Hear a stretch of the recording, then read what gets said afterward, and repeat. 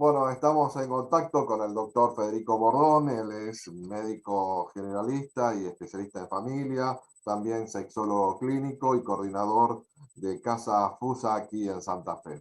Bueno, lo que en esta semana se conmemoró el Día Internacional del Sexo, nos parecía interesante poder abordarlo porque la sexualidad forma parte de nuestra vida, es una de las pulsiones vitales desde que nacemos hasta que nos morimos, y nos parecía interesante romper algunos mitos y algunas cuestiones que durante mucho tiempo estuvieron instaladas por cuestiones religiosas, por pautas culturales, y me parece que podemos empezar a charlar sobre estos temas. En primer lugar, te agradezco y un gusto poder saludarte. ¿Cómo estás?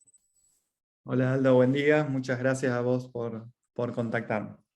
Todo muy bien. Bueno, ¿qué podemos decir de la sexualidad de las personas, de los sujetos? Porque yo te hacía la introducción, ¿no? Forma parte de nuestra vida, desde que nacemos hasta que morimos, y creo que es una de las pulsiones más importantes.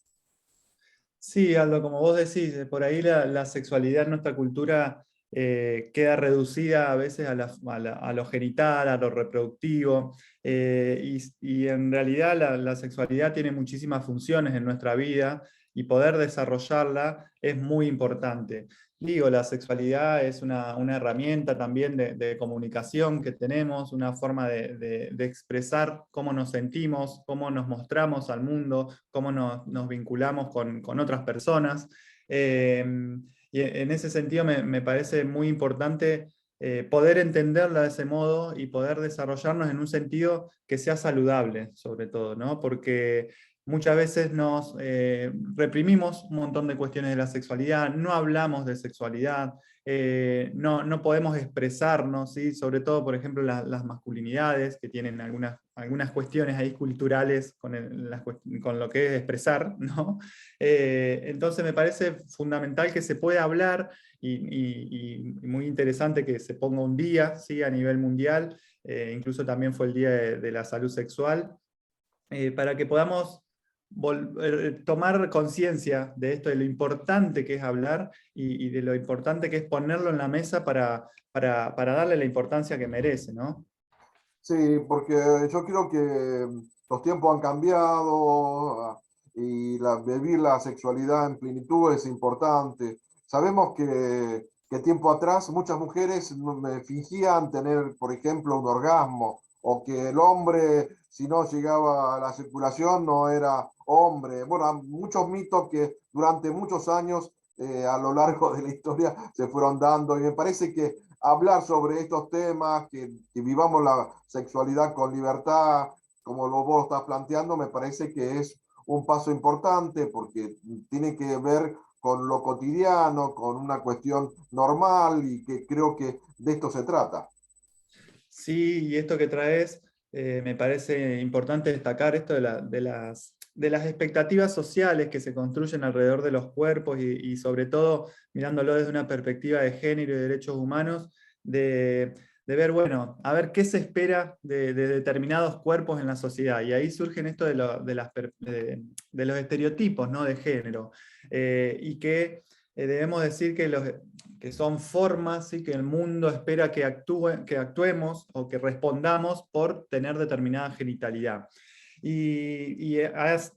Está demostrado, ¿no? Que sobre todo para los varones esto trae costos, ¿sí? No solamente para los varones, sino también sobre las mujeres, sobre otras identidades, sobre la niñez, sobre las adolescencias, ¿sí? Porque generalmente las masculinidades tienen una forma bastante hegemónica de desarrollarse en torno a lo que es las formas violentas, ¿sí? Las formas violentas de resolución de conflictos, esto de tener que ser la figura productiva, la figura que lleva adelante la familia, la figura que tiene que trabajar en el espacio social, ¿no? Que salir de la casa.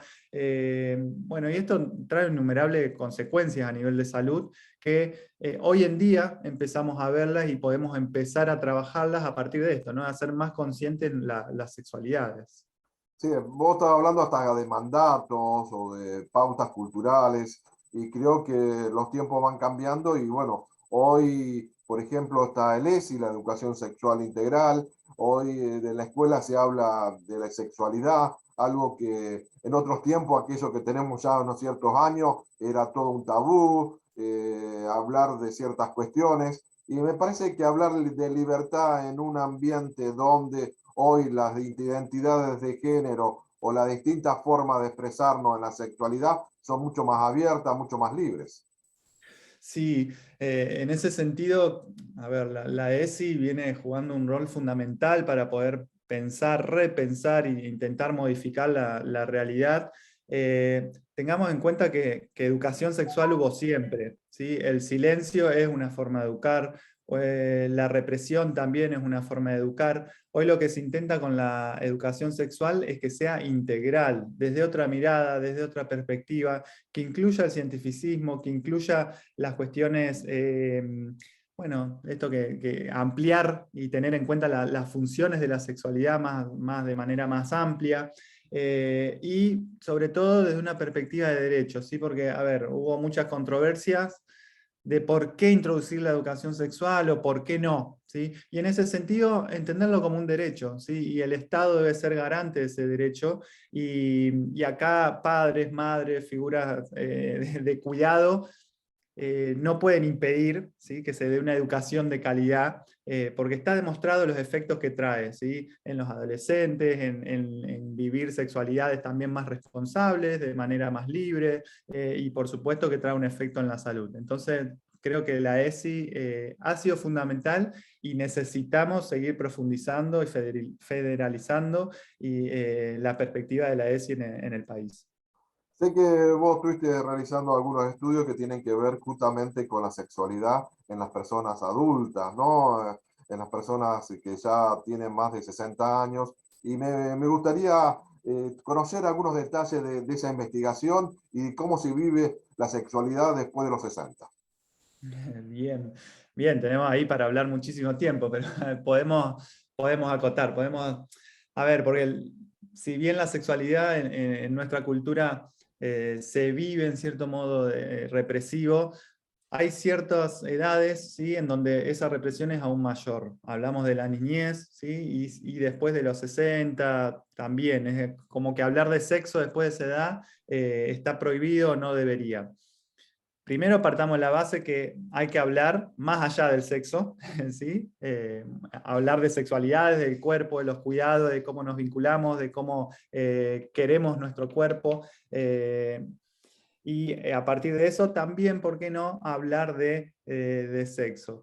Y sexo también es una palabra que hay que construir y que hay que enriquecer, porque a veces queda acotado solamente a lo genital, a la penetración, y eso, digamos, puede ser una parte de los encuentros sexuales, no puede ser necesario para todas las personas y los gustos que tienen algunas personas, y empezar a hablar de sexualidad en la adultez mayor habilita a poder pensar otras prácticas, otras formas de vivir las sexualidades.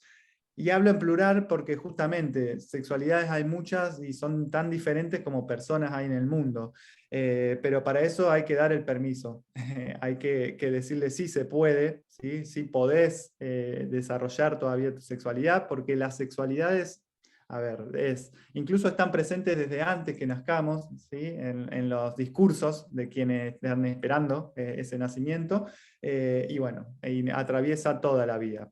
Eh, Digo para resumir, ¿no?, porque hay mucho para hablar respecto a este Sí, tema. y bueno, la otra cuestión que me parece que también que tenemos que hablar es hablar de los cuidados, o hablaba del cuidado del cuerpo y uno piensa que ahora hay políticas públicas que tienen que ver con la adolescencia, con la vacunación contra el papiloma humano, por ejemplo, en las mujeres. Hay una serie de elementos que se han incorporado a las políticas públicas y que tienen que ver justamente con esto, prevenir enfermedades de transmisión sexual, la educación como un elemento importante, una herramienta para la prevención, y me parece que también este es el mensaje que tenemos que dar. Sí, desde el Estado hay políticas públicas que están pensadas para el cuidado de los cuerpos, el cuidado de las personas, y que tienen que ver con actividades de promoción, ¿no?, de promover situaciones saludables, prácticas saludables en las personas. También hay campañas que intentan prevenir a partir, por ejemplo, de las vacunas, es un claro ejemplo. También hay una serie de análisis o exámenes complementarios que se le sugieren a las personas que hagan para controlar, bueno, cómo está su salud. Por ejemplo, lo que tiene que ver con las infecciones de transmisión sexual, ¿sí? Que se recomiendan hacer cada 6 o 12 meses. Y más allá de las cuestiones estrictamente médicas, creo que el Estado también ha puesto en discusión esto de repensar las identidades. ¿Sí? En el último tiempo, a partir de, incluso se han hecho ministerios, ¿sí? de género, de empezar a pensar las identidades, de cómo juega esto de llevar adelante determinados roles sociales, cómo juega en nuestra salud. Así que me parece interesante esto del Estado y el nuevo enfoque que le ha dado a las políticas públicas. Sí, creo que aportar derecho, que en definitiva es, ¿no? Justamente, creo que eso también tiene que garantizar el Estado. Federico, a la última reflexión antes de ir cerrando esta nota. Bien, primero que agradecerte por estos espacios porque me parece sumamente necesarios, esto de poder hablar, de poder poner en palabras, como decía hace un rato, habilita a las personas que podamos discutir, que podamos repensar, que podamos reflexionar sobre estos temas. Digo, a lo largo de la historia ha habido mucha represión en torno a hablar incluso de sexualidades, ni pensar en cuestiones de la práctica, ¿sí? Así que por ahí podría hacer esa reflexión, digamos, porque bueno, habilita y tiene que ver con esto de derecho y seguir construyendo lo que es la ciudadanía sexual en términos de poder ejercer, ¿sí? Los derechos sexuales en nuestra sociedad. Hablar y respetarnos creo que son los elementos fundamentales para ir avanzando en estas cuestiones.